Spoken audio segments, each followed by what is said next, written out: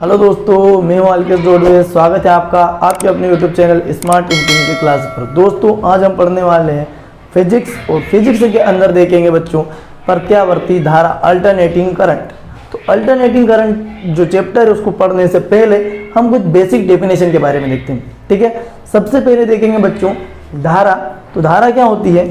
आवेश प्रवाह की दर को क्या कहते हो बच्चों? धारा कहते हो। ठीक है, आवेश प्रवाह की दर को क्या कहते हो? धारा कहते हो। ठीक है, ये कितने प्रकार की होती है? टू टाइप से होती है, दो प्रकार की होती है। पहली जो धारा हो वो कौन सी बच्चों? आपकी दिष्ट धारा। दूसरी जो धारा है वो आपकी कौन सी बच्चों? प्रत्यावर्ती धारा। इन द सेंस क्या, अगर शॉर्ट फॉर्म में कहा जाए तो डीसी और एसी। ठीक है, नाम तो सुना ही होगा आपने, डीसी और एसी। डीसी मतलब डायरेक्ट करंट, एसी मतलब अल्टरनेटिंग करंट। अल्टरनेटिंग करंट मतलब क्या बच्चों? जो बदलता रहता है।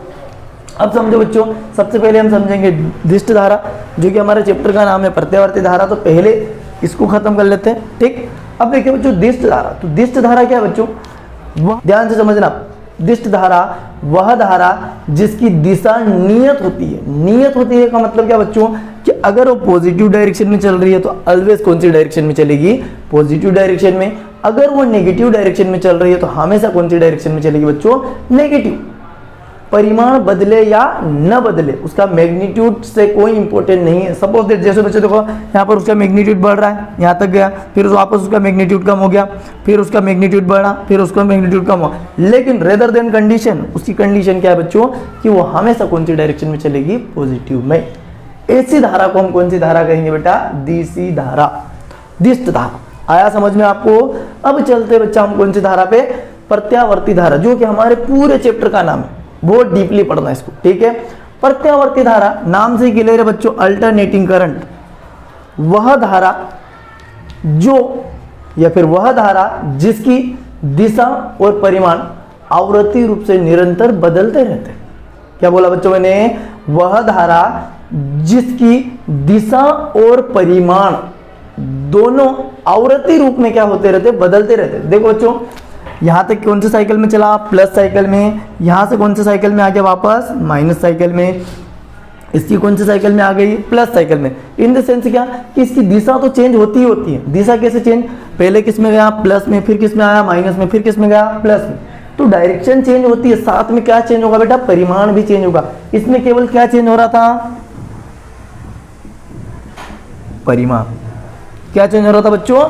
परिमाण। वो भी फिक्स नहीं है, कभी बदलेगा भी और कभी नहीं भी। लेकिन इसमें क्या है बच्चों? कि परिमाण भी बदलता है और दिशा भी बदलती है। इसी धारा को कौन सी धारा कहते हैं हम? प्रत्यावर्ती धारा। वह धारा जिसमें दिशा बदलती नहीं है, बदलती नहीं है, नियत होती है, उसे हम कौन सी धारा कहते हैं? दिष्ट धारा। आया समझ में? मैंने आपको दो डायग्राम बनाए बच्चों, ये दिष्ट धारा के और ये कौन सी धारा के बच्चों? प्रत्यावर्ती धारा के। अब प्रत्यावर्ती धारा के अकॉर्डिंग तीन टर्म आती है बच्चों। पहली जो टर्म है वो सबसे पहला टर्म बच्चों वो कौन सा बच्चों? आपका शिखर मान। कौन सा मान आया? शिखर मान, आयाम जिसको हम बोलते हैं, फिर शिखर मान भी बोल सकते हो। इंग्लिश में इसको कहा जाता है एम्पलीट्यूड, या फिर क्या कहा जाता है बच्चों? Peak value. पीक वैल्यू मतलब उसकी मैक्सिमम वैल्यू, अधिकतम वैल्यू। डायग्राम में देखो बच्चों, ये इसकी पॉजिटिव वैल्यू यहाँ पर अधिकतम ही है। ठीक है, इसको हमने इंडिकेट किया किससे? I0 से। नेगेटिव में अगर बात की जाए तो यहाँ पे, ठीक, तो आयाम की क्या परिभाषा होगी? प्रत्यावर्ती धारा की किसी भी दिशा के, ठीक है, प्रत्यावर्ती धारा के किसी भी दिशा में अधिकतम मान को, किसी भी दिशा के अधिकतम मान को, मतलब ये एक डायरेक्शन है बेटा, इस डायरेक्शन के अधिकतम मान को क्या कहा जाता है? शिखर मान। और शिखर मान मतलब क्या बच्चों? I0। क्या कहा जाता है? I0। ठीक, तो जो मैक्सिमम वैल्यू होगी उसे हम क्या कहेंगे बच्चों? शिखर मान। इस डायग्राम से निकाल लोगे शिखर मान।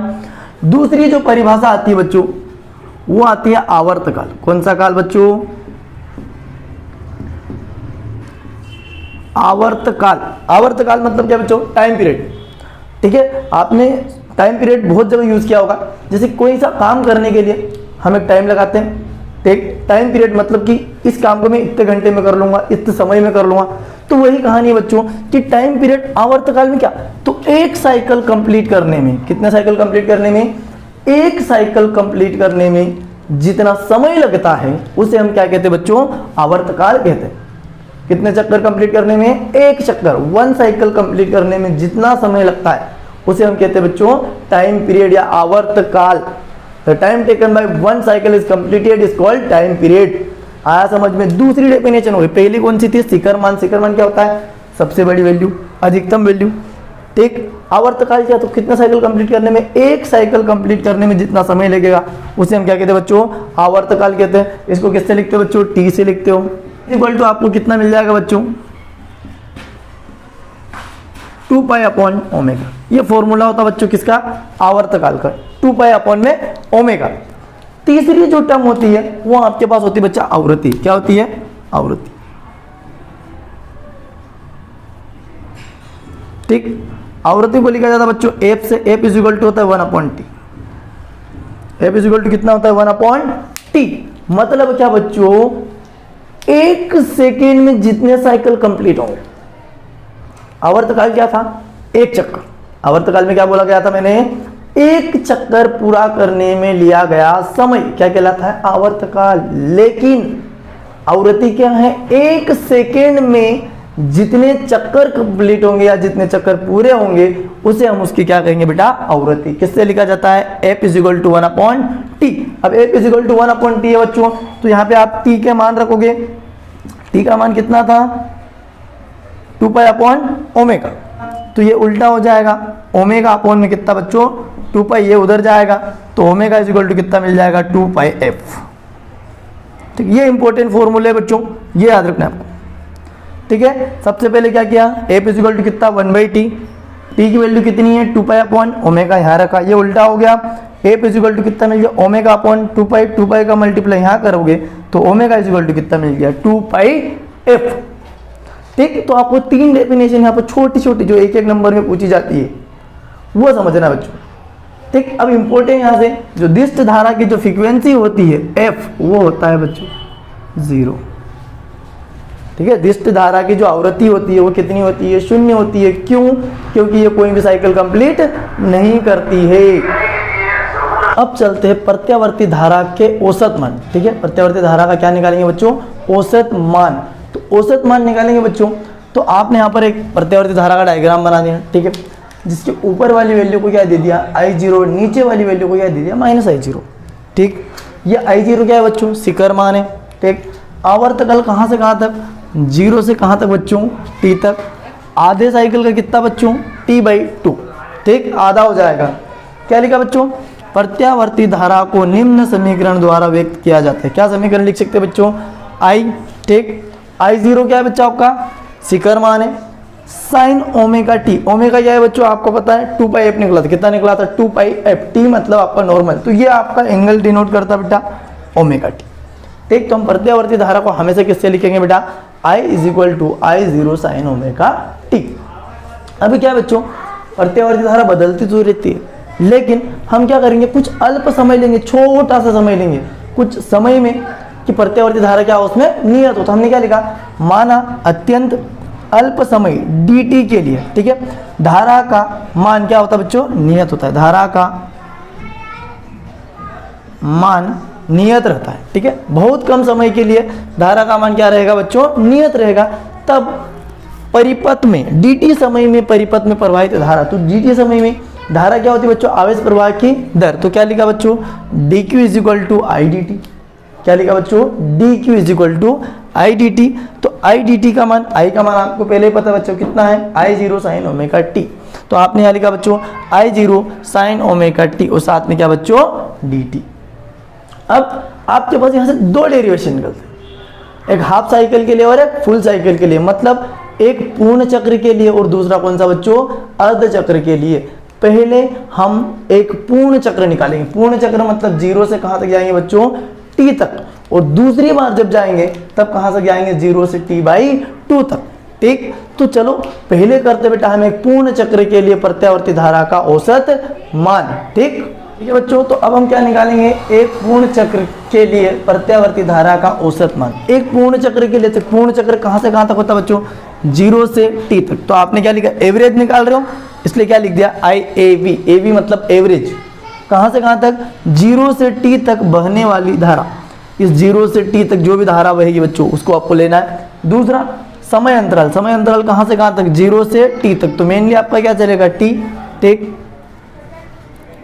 आई average is equal to integration में कहाँ से कहाँ तक, 0 से t तक। ठीक, 0 से t तक कौन सी धारा जा रही है बच्चों, आई डी टी। ठीक है, आई धारा जा रही है और डी टी। समय अंतराल कितना बच्चों, टोटल आपका समय अंतराल कितना निकला बच्चों आपका, t। इसी को आगे लिखो बच्चों, इंटीग्रेशन में 0 से t। आई डी टी की वैल्यू आपको पहले अभी निकाली थी बच्चों, कितना, आई 0 साइन ओमेगा टी और साथ में कितना बच्चों, डी टी। इसके डिवाइड में कितना है बच्चों आपके पास, t। यही है, क्या लिखा, आई डी टी के स्थान पे कितना रख दिया, आई 0 sign omega T D T upon में कितना बच्चों, t। अब यहाँ से कांस्टेंट टर्म पहले बाहर कर लो। कांस्टेंट टर्म कौन सी बच्चों, यहाँ से आई 0 बाहर कर लो, यहाँ से कितना बाहर कर लो, t बाहर कर लो। तो आपने क्या लिखा, आई 0 अपॉन में कितना बच्चों, t। अंदर कितना बच गया, 0 से t, कितना बचा, साइन ओमेगा टी और साथ में क्या बच्चों, डी टी। क्या कर दो, इसका समाकलन कर दो। क्या कर दो बच्चों, समाकलन। तो साइन ओमेगा टी आपको पता है बच्चों कितना होता है, आई 0 अपॉन में कितना बच्चों, टी। साइन ओमेगा टी का जो समाकलन होता है बच्चों, माइनस का कोस ओमेगा टी अपॉन में ओमेगा। लिमिट कहाँ से कहाँ तक, 0 से t तक। बच्चों जो बायो वाले बच्चे हैं उनको थोड़ी सी प्रॉब्लम हो सकती है यहाँ पर समाकलन। समाकलन में ये फॉर्मूला होता है, समाकलन साइन ए टी, तो क्या होता है, माइनस में कोस ए टी अपॉन में ए। ठीक है, तो ये जो ओमेगा है ये कहाँ आ जाएगा बच्चों, डिवाइड में। आया समझ में आपको यहाँ तक। फिर क्या करोगे, इसी को आगे मैं इंप्लीमेंट करता हूँ यहाँ तक। अब क्या किया बच्चों, ये आई 0 वैसे उतारा, नीचे कितना उतारा, टी। ये ओमेगा क्या कर दिया बच्चों बाहर। ठीक, अब क्या करोगे, पहले लिमिट रखो, तो माइनस कोस ओमेगा, पहले कौन सी लिमिट बच्चों, अपर लिमिट, फिर माइनस लगाते हो, लेकिन ये वाला माइनस और एक फॉर्मूले का माइनस क्या हो जाएगा, प्लस। फिर क्या रखोगे बच्चों, 0, तो यहाँ पे कितना आ जाएगा, कोस 0। ठीक, आगे बढ़ो बच्चों, आई 0 अपॉन में कितना बच्चों, ओमेगा टी। आई 0 अपॉन में कितना, ओमेगा टी। आपको पता है बच्चों, हमने देखा था t इज इक्वल टू कितना होता है, 2 पाई अपॉन ओमेगा। कितना होता है बच्चों, 2 पाई अपॉन में कितना होता है, ओमेगा। ठीक,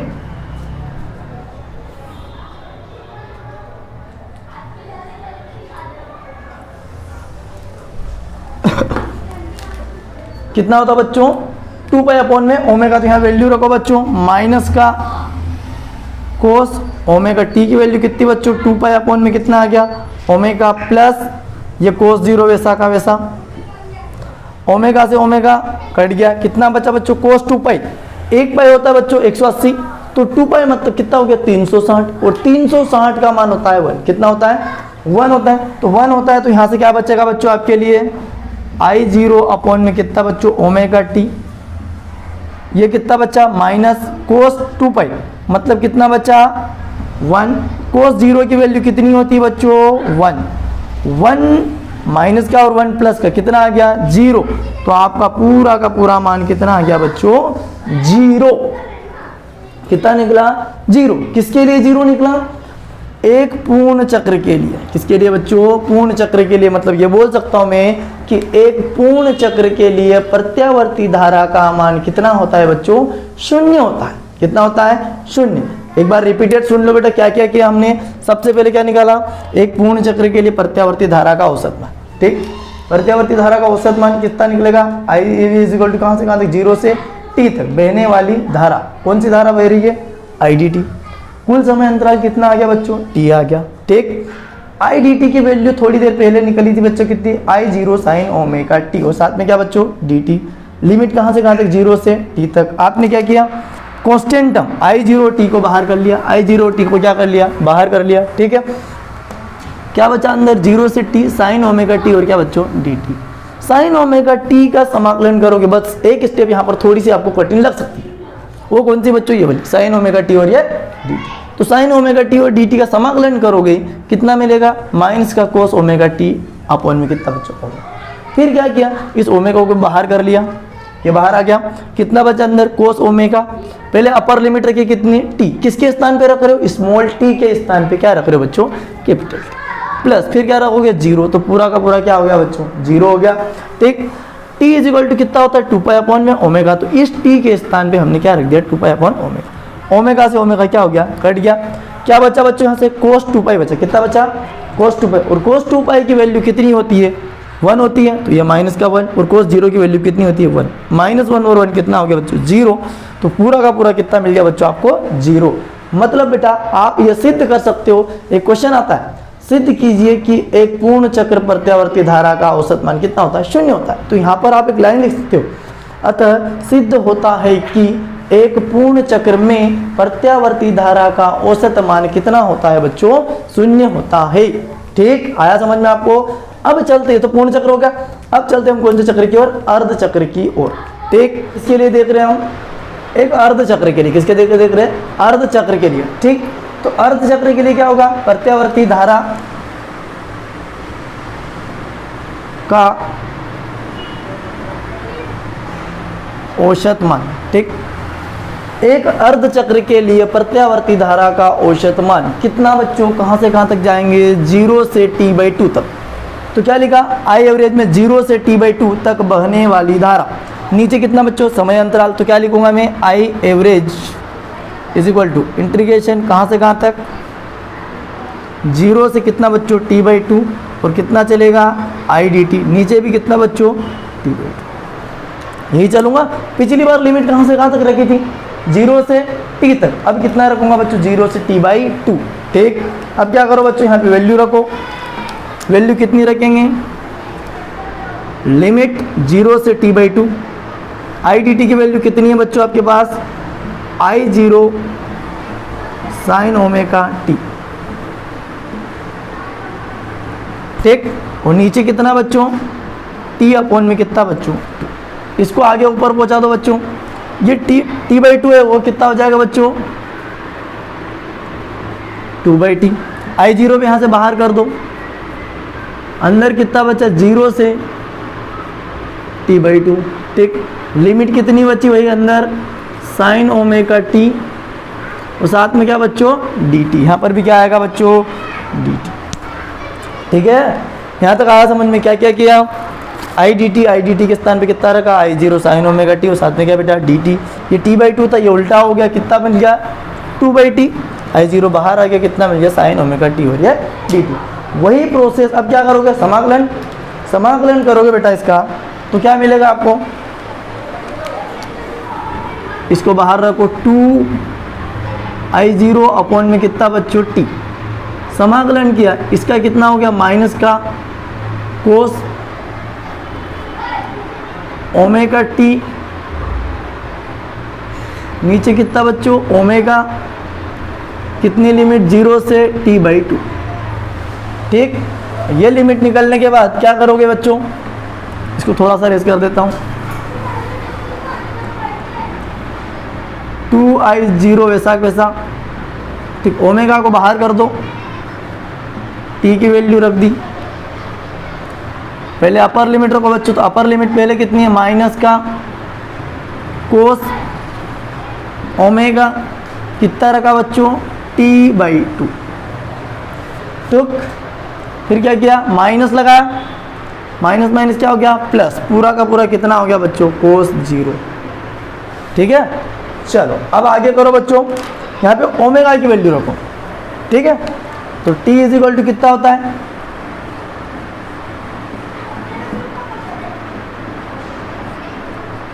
टू पाई अपॉन ओमेगा। कितना होता है बच्चों, 2 पाई अपॉन ओमेगा। यहाँ रखोगे तो 2I0, नीचे कितना बच्चों, ओमेगा डॉट 2 पाई अपॉन में कितना बच्चों, ओमेगा। ओमेगा से ओमेगा कट गया, 2 से 2 क्या हो गया, कट गया। आगे देखो बच्चों, माइनस कोस ओमेगा वैसे वैसे। टी की वैल्यू कितनी है बच्चों, 2 पाई अपॉन में कितना, ओमेगा, और उसके होल डिवाइड में कितना बच्चों, 2 है, मतलब यहाँ पे आ गया कितना, 2 से 2 क्या हो गया, कट गया। ओमेगा से ओमेगा क्या हो गया, कट गया। प्लस कितना बचा इधर, कोस 0। यहाँ से कितना बच्चों, आई जीरो, यहाँ से कितना बचा पाई, एक। अभी क्या बचा माइनस कोस, और यहाँ से कितना बचा पाई, प्लस कितना कोस जीरो, ये बच गया बच्चों, ठीक। अब क्या करोगे फाइनल में आई जीरो अपॉन में पाई, माइनस पाई, तो माइनस पाई मतलब 180, और कोस 180 का मान होता है -1, कितना होता है बच्चों -1, तो ये -1 और ये -1 किसका हो जाएगा प्लस का 1, तो यहाँ से कितना बचा 1 + 1, कितना आ गया बच्चों 2i0 अपॉन में कितना बच्चों पाई। ये किसके लिए आ गया, एक अर्ध चक्र के लिए। दो डेरिवेशन हुए बच्चों, एक था आपका एक पूर्ण चक्र के लिए, और पूर्ण चक्र के लिए कितना निकला 0, अर्ध चक्र के लिए कितना निकला 2i0 अपॉन में कितना बच्चों पाई। समझो बच्चों ध्यान से, सबसे पहले क्या किया, प्रोसेस वही है बच्चों, क्या निकाला आई एवरेज निकाला, इंटीग्रेशन 0 से t/2 i dt t/2, यहाँ तक t/2 रखा, i dt कितना रखा i0 sin ओमेगा t, नीचे कितना t/2, ये उल्टा हो गया बच्चों, यहाँ पे 2 अपॉन में कितना t, i0 बाहर किया, समाकलन किया, समाकलन में क्या होगा साइन ओमेगा टी कितना होता है माइनस का कोस ओमेगा टी अपॉन में कितना बच्चों ओमेगा होता है, ओमेगा बाहर कर दिया, यहाँ तक आ गया। लिमिट रखी पहले स्मॉल टी के स्थान पे कैपिटल टी, मतलब ये t/2 रखा, दूसरी बार क्या रखेंगे 0, तो 0 कितना कोस 0 हो गया पूरा। फिर क्या किया बच्चों t/2, t = कितना होता है t 2π अपॉन में ओमेगा, ये वैल्यू एक बार यहाँ रखी एक बार यहाँ रखी, पहले यहाँ रखी, तो ये देखो बच्चों 2i0 वैसा कैसा, ओमेगा वैसा कैसा, टी की वैल्यू 2π अपॉन में ओमेगा, ओमेगा से ओमेगा कट गया, 2 से 2 क्या हो गया कट गया, माइनस कोस ओमेगा वैसा का वैसा, टी की वैल्यू कितनी है 2π अपॉन में ओमेगा, और ये 2 से 2 गया, ओमेगा से ओमेगा गया, उधर कोस 0 वैसा ही रखा, क्या बचा ऐसे माइनस का कोस पाई बचा, प्लस में कितना बचा कोस 0, तो 2i0 अपॉन में कितना आ गया बच्चों पाई। आगे भी ऐसे वीडियो के लिए हमारे चैनल को लाइक शेयर और सब्सक्राइब करना ना भूलें। ठीक है दोस्तों, जय हिंद जय भारत।